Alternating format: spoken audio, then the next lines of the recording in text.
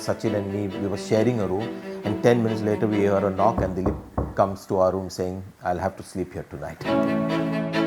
Imran was just a couple of feet away from me. I didn't know that, and tapped on my shoulder and said, "Don't be so anti-Pakistani." Just imagine a guy who is at the prime of his career, who's a superstar that the country worships, takes the pains to come to Cross Maidan in his car and gets a bat that he had got from England that my father had requested him to get.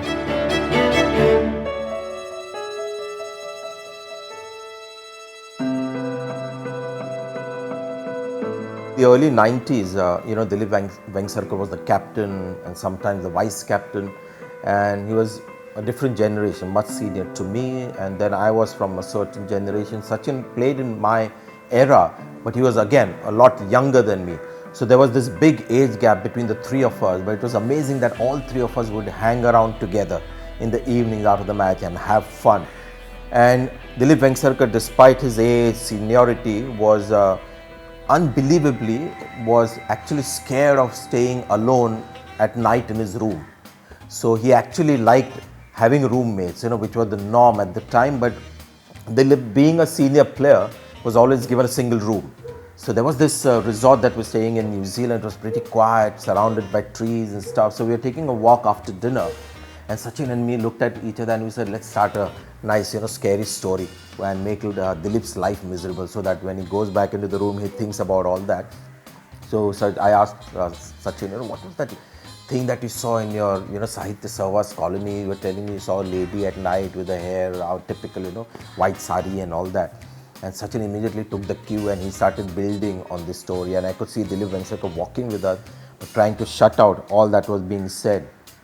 And then he realized, what we were up to, and he said, "Tum log itna harami log hai, this is something you should not be doing." And guess what? After all that happened, we went to our respective rooms. Sachin and me, we were sharing a room, and 10 minutes later we hear a knock and Dilip comes to our room saying, "I'll have to sleep here tonight."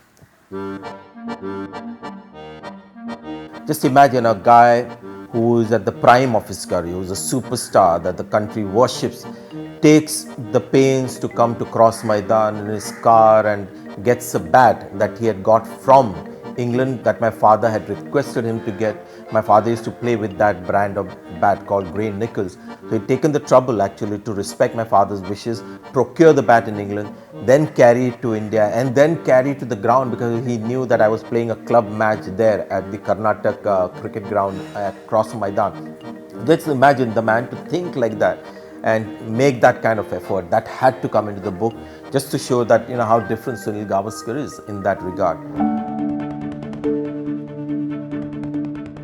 My first encounter with Imran Khan had to be another thing that I would put in my book, because this is a guy that I idolized, and my first sort of interaction with him was a very unpleasant one, where I was letting off steam, and I called one Pakistani journalist some names and things like that, and Imran was just a couple of feet away from me. I didn't know that, and tapped on my shoulder and said, "Don't be so anti-Pakistani."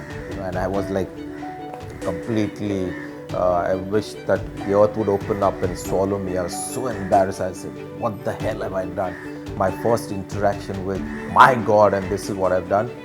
But to his credit, he never ever let that come in the way of his rating of me as a batsman. And after that, we spent a lot of time together in studios and stuff.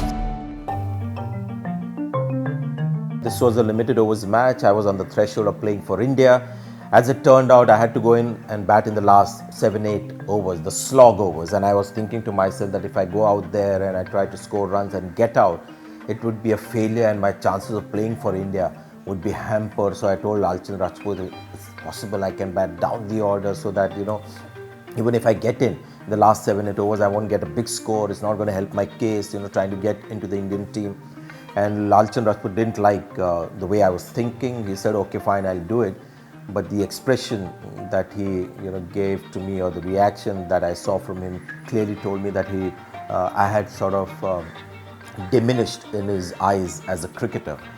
Few months later, we were having a net session and Ravi Shastri was bowling in the nets, and I hit him over extra cover into the stands of the Wankhede Stadium in a practice session. and Ravi on his follow-through came, and why couldn't you hit like that in those last 7-8 overs? Go out and bat and play shots like that. Why did you sort of cop out from that situation? And I was shocked because Ravi was nowhere close to that match that I was talking on, where I had done that. For him to know about it and feel equally strongly like Lalchand Rajput did, just shows the way Mumbai cricket thinks, and the kind of gossip that goes around, that the moment they see a cricketer shirk a challenge, he almost gets crucified and becomes the black sheep of the Mumbai cricket family.